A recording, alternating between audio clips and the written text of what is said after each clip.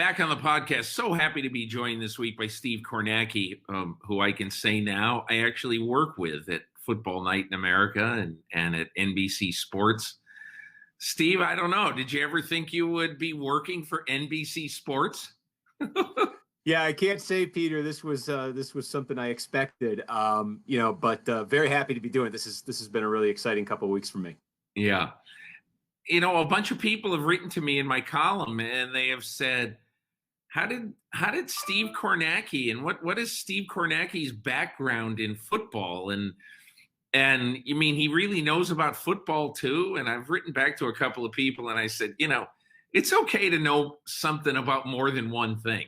That's really okay. But I thought what would be good for people is if we could sort of go back into your life a little bit and tell everybody where your football, either love, like, whatever, actually started. Sure. Yeah. No, I grew up in, Massachusetts. So I think you could probably figure out that makes me a Pats fan.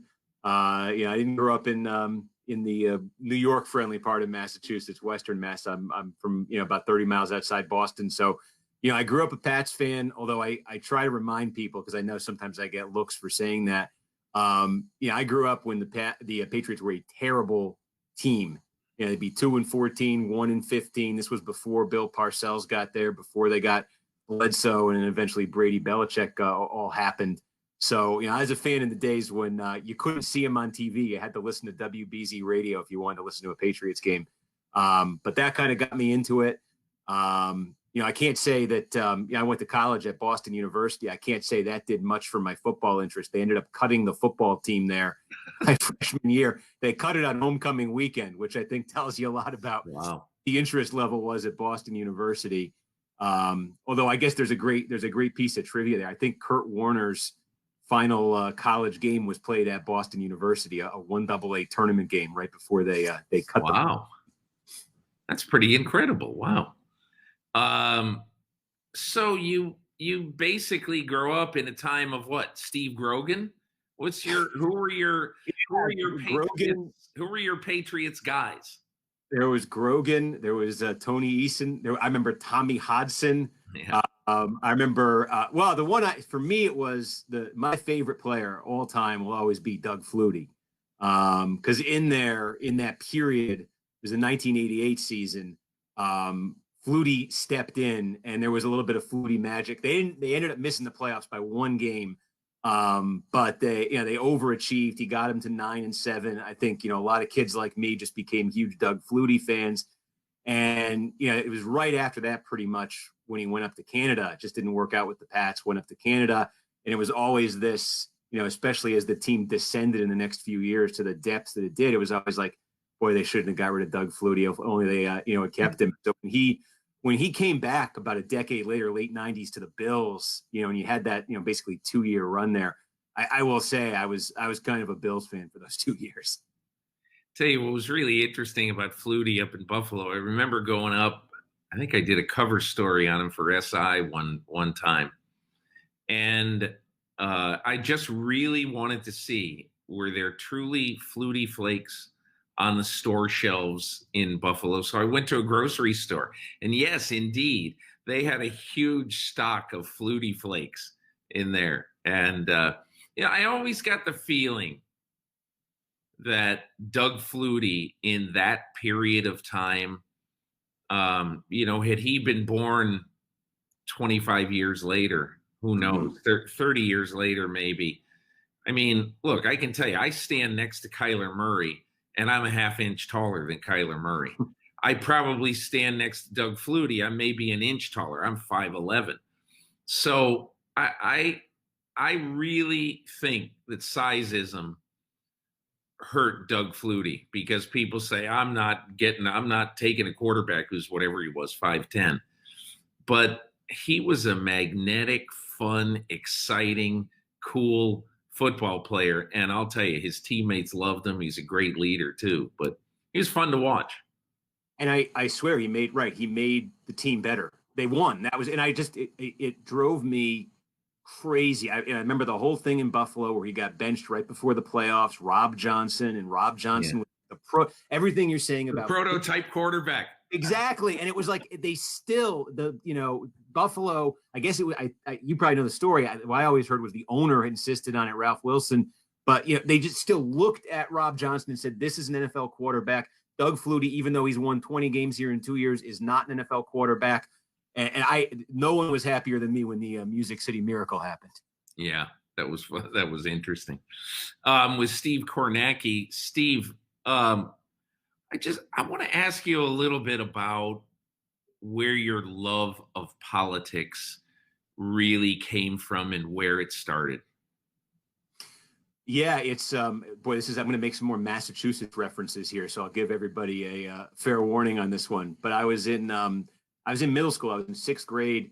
This is 30 years ago now, and we did basically a class project, a mock election, and I portrayed one of the candidates for governor of Massachusetts, 1990. His name was John Silber, and some folks may know the name. He had a national profile. He was the president of Boston University. He is very active nationally, very outspoken. He's a Democrat. He was a very conservative Democrat. He was running against Bill Weld, the Republican. Was a very liberal Republican. Bill Weld, still around these days. He was Weld was the Libertarian nominee for vice president in 2016. Actually ran in the Republican primaries against Trump this year. So I was John Silber in that election, and these were two, as I've come to appreciate in the years since, these were two sort of outsized characters. And it was a fascinating campaign. Weld ended up winning the real election in Massachusetts. Although I'll brag, I did win as Silber in my school election, and it kind of got me hooked on it. And then, really, about 2 years later, in 1992, a guy from not far from where I lived, Paul Tsongas, who had been a senator from Massachusetts, ran for president in 1992, and he won the New Hampshire primary. And there was a brief moment when it looked like he might actually beat Bill Clinton, be the Democratic nominee. And that was just, for me as a kid, kind of getting interested in politics, to have essentially the hometown guy running, really, I think, kicked up my interest. And I followed that campaign so closely. And I was crushed when Tsongas lost and all this stuff. And I think I kind of was interested from that point forward. And where exactly did TV enter the picture? So yeah, it kind of, accidentally. My first job in journalism was covering New Jersey state politics, and this is back in 2002. And I went down there. It was a print job. This was a novelty at the time. It was online, but it was writing stories for an online site devoted to New Jersey state politics. And I got to know somebody who hosted a weekend political talk show on New Jersey politics. And so he brought me in and made me a part of the show. And, so I was in New Jersey for a couple of years doing, covering state politics, doing that show. And I kind of got comfortable with it. And I said, this is something I actually kind of enjoy. I wouldn't mind doing more of this. And so I started kind of looking for opportunities there. It really wasn't, though, until, 10 years later that I did anything full-time in television.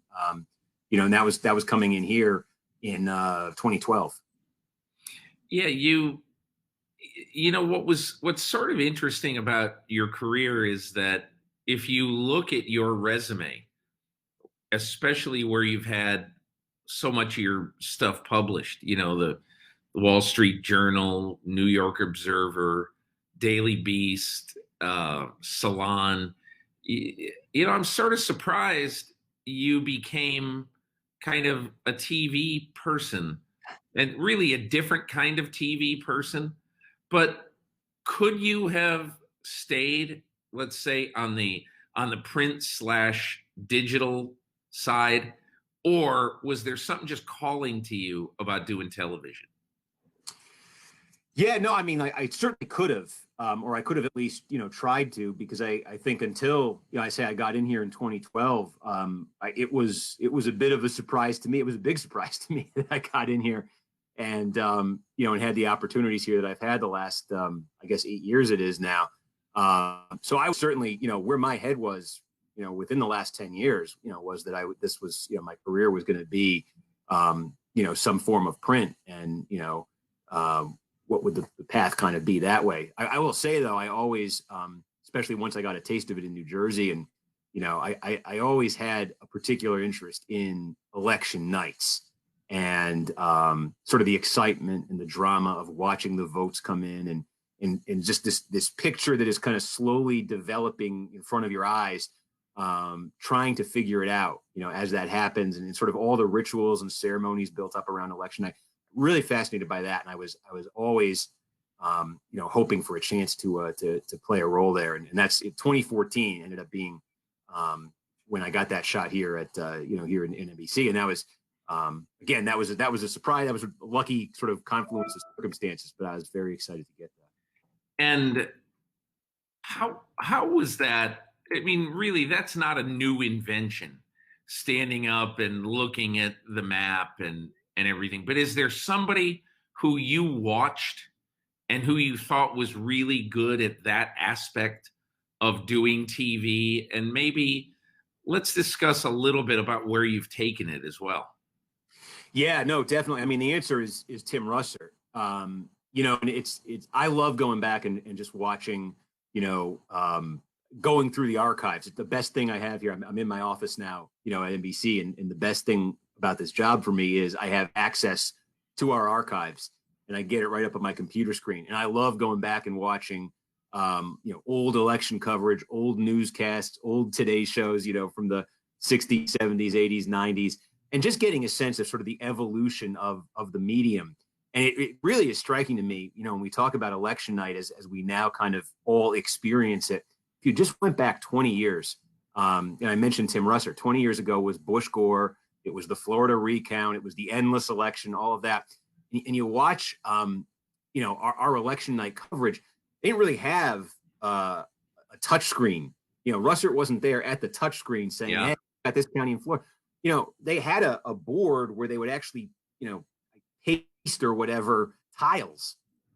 This is the Bush state, this is the Gore state, and of course, Russer was there narrating all of it, and I think he was a riveting narrator, and that's what really, drew me in. I think his presentation was just extremely compelling. He mixed just a deep knowledge of the process, a deep knowledge of the states, a deep knowledge of the players, with just a real skill at narration. And so I think it was just, he was always captivating to me as a presenter.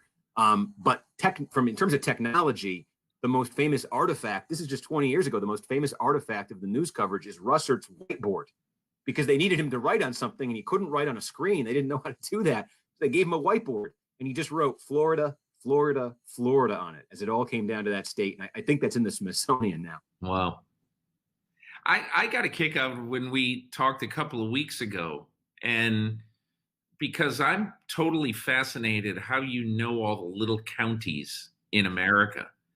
In these really important states, you can go into Wisconsin and you can say, okay, now Dane County is really important. Now let's go up to Northeast Wisconsin, Brown County. That is going to be a vital part of this state in this election. And you're just telling stories. And look, that's like somebody who maybe knows college football and might say, yeah, in Eugene this Saturday, where Oregon would be playing or whatever, or a basketball game, in Kingston, Rhode Island, where University of Rhode Island, they'll be playing Providence this week or whatever. Those counties so well. You've got to tell me, did you one day just sit there with a book of counties in the United States and say, okay, we're going to study suburban Milwaukee today? I mean, that's part of it. I'm at my desk here and I have my, this is my drawer with, if folks are watching this, I can. Yeah, they're watching it. Yeah. I don't know if you can read this. This is North Carolina. This is my prep work for North Carolina. And, I've got the counties coded here, probably 6 different ways on this map. It's past voting history, it's demographic features, it's swing from 2012 to 2016. This was in preparation, for 2020. And honestly, it's a lot of staring at these maps. It's a lot of drilling down on the counties that I know are going to be important, really committing their voting histories to memory. And the other thing I think that's just part of this, is I've been doing it on air since 2014, the midterm elections in 2014. And so this is a process I've been using now for a number of elections. And it just starts, I think there's an accumulated kind of, recall or knowledge that just takes hold, where it's like I find myself talking about the same counties every 2 years, whichever state we're in. And so it's like I've been kind of, there's this story that's kind of being written about these different counties, these different states, and every 2 years I'm kind of updating it. Is sort of how I feel. So I can remember talking about Montgomery County, Pennsylvania in 2016, suburbs of Philadelphia, and this is okay. Clinton's getting a good number here, but I think she might have wanted better. That's what I remember about it. And then 2020, I remember looking at the same county and saying, okay, Biden's getting the number that Clinton hoped she could have gotten out of Montgomery County, and that's why Biden's winning Pennsylvania when Clinton couldn't. But it's doing it one election builds a base of knowledge, for the next one. Do you tend to study the states that are going to be more in play and more competitive? Because, I mean, why would you study Mississippi or right. or why would you study New York State, for instance? Because those probably are not going to be in play. No question. I am much more now. Where I would get the knowledge, like Alabama, for instance, is one where I spent very little time on Alabama in the run up to 2020. But we did have a very competitive special Senate election there a couple of years ago. If you remember, Roy Moore was the Republican, Doug Jones, the Democrat, won it. That was a big event. So I do have, I do have, some Alabama on my mind, but it's not going to be as fresh because, in the days, weeks, months running up to 2020, it's North Carolina, it's Texas, it's Florida, it's Ohio, it's Iowa. It's the states that I think, I know we're going to be talking about. I want to make sure I'm solid on those. You told me a story about a couple of years ago. You took a little trip with your father out to the Midwest. Tell me, it was some combination, sounded like it was some combination of dad time and homework. Tell me about the trip. Yeah, honestly, and it's perfect for this podcast too, because the dad time was we went to Canton and we went to the NFL Hall of Fame. So my dad wanted to do that, and we got to do that. And then the homework time was what made me think of it was, well, besides I like doing road trips. I said my dad would like going to the NFL Hall of Fame, so that would be a good thing. And the other thing that was coming up at that time, this was the summer of 2018, was there was a special congressional election coming up in the 12th district of Ohio, which is it's sort of Columbus area, and it goes a bit to the north of Columbus, a bit to the south. It gets as far east as Zanesville. I said, Dad, let's go see the 12th district, and we saw some the rest of Ohio as well. We kind of we got a good taste. We got out to Dayton. I was telling you we got down to Athens, where Ohio University is, but really focused on the 12th district. Because I wanted to get a sense of it. There was a chance we were going to be doing some pretty heavy coverage of it. And I said, well, let me be ready for that. And then, Ohio is just one of these states where, I've spent a ton of time covering it, and I don't think I've really seen it. Let me just see it. And it was, I think that's the, there's a value in that. That's just sort of like, it's not like I was going to a lot of these towns and then doing 6 or 7 interviews with people, but even just driving through towns, get off the interstate, drive through the town, have lunch somewhere. I do think you get a sense of it. I've traveled a lot over the years, especially going to training camps all over the place. And what I always try to do, I once you're probably aware that John Madden took a bus across the country. He never flew. And so John Madden, one time I got to take the bus across the country with him from his home in Pleasanton, California he lived at the Dakota when he was on the East Coast. So he lived right in Manhattan. So that took about 3.5 days. But I'll never forget, we stopped in Kearney, Nebraska one night and went into a steakhouse. And Madden is sitting across the table. And honestly, it's not the best steak you've ever had. It's not the best steakhouse you've ever been in. But Madden looked across the table that night and he said, how great is this? We are eating dinner in Kearney, Nebraska. It's fantastic. He said, nobody gets to eat dinner in Kearney, Nebraska. And he said, now if somebody talks about, hey, I'm from Kearney, Nebraska, hey, I've been there. And he is just so into actually boots on the ground, knowing everybody. He has great disdain for people who do not try to get to know the United States. He just loved that aspect of his job. And everybody said, man, that's 3 days on the bus. That's great. What would I be doing? I'd be sitting in a hotel or sitting at home watching tape of the Cowboys and the Giants. So I'm on a bus doing it. What does it matter? He said, I'm getting to see the country. But do you have any wanderlust about the United States? Any of that sort of love of the country, of actually the country and not just the cities in the country? Oh yeah, no, I love driving across the country, and I haven't gotten to do it a lot, but I've done it, probably 3 or 4 times. I love it. And that's a very, that the Madden story there is an eloquent way of, I think, expressing what it's kind of appealing to in me. The other thing I always love doing as a kid, and I still will find myself doing it if I'm driving around somewhere, especially when you get outside of a city. I always loved as a kid, late at night when the sun went down, where I was, at least in Massachusetts, the AM radio dial, Yes. you could pick up stations 1,000 miles away. Yeah. And I thought that and I was a kid. This is, we're talking about the 1990s. I'm sorry, there's a phone going off here. I'm just Okay. Yeah. I'm sorry. When I was a kid talking in the 1990s, the internet was just kind of starting up. So, the internet's had this ability to connect you with different people in places all around the world you never would have before. So it was magical for me, pre-internet, to turn on the radio in Groton, Massachusetts, and I could get like WBBM in Chicago. Yeah. At a radio station in Detroit. That never ceased to amaze me. And then I remember just a couple years ago, in 2016, I was down in South Carolina for the primary, the Republican presidential primary, and I was driving from where I was in York County, which is where Rock Hill is. I was driving from there back to Columbia, where we were stationed, and so I was on this stretch of highway, not much around. I said, let me see if I could pick up, and I did. WBZ in Boston, 10:30 a.m. in South Carolina. I'm listening to this station I listened to every morning growing up as a kid, and I picked it up in South Carolina. And that sort of thing is, I always thought, again, the internet, I think, has probably changed this experience or something, but I always felt like I was listening in on a different part of the country, that I almost like eavesdropping on a different part of the country that I wasn't supposed to be listening to. And I always loved that feeling. Do you find doing television that to get good at it, you practiced a lot? Or do you find that to do television right, you just want to be yourself and you don't want to play to the camera?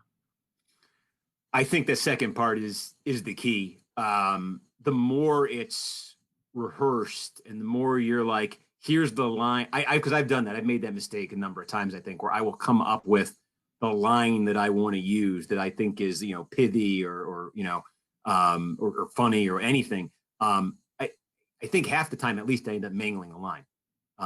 It's like, because I'm trying to deliver it on the air as I've already heard it in my head. And I think it's much more valuable to do the research, to know the material, to build that kind of repetition where you're just really familiarizing yourself with the material. And I think once you've really kind of absorbed it, you'll go on the air, and I think you kind of trust your mind is going to kind of figure out where to go with it and what dots to connect. That's how I've always kind of approached it, at least with elections. Yeah, one of the things I've noticed about watching you, particularly this year on election night, the very long election night process, is that it would be impossible for you to have any sort of script, because crap happens at the speed of sound. And so you have to just be somewhat knowledgeable, and hey, let the chips fall where they may.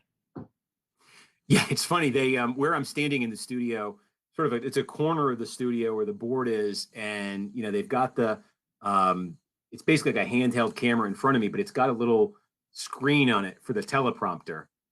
And they're always asking me, do you want the teleprompter on for this? Do you have, when I show up to do these hits, and I tell them that trust me, there's nothing in there for these. We're just gonna kind of wing it, and we're just gonna kind of improvise it. And it's actually, I'm terrible in the occasions when they've had me stand there and they've put a script in there for something. And sometimes you need to, because you got to read an announcement or something. It comes off totally differently. I'm not good at reading it. It's it's very stiff.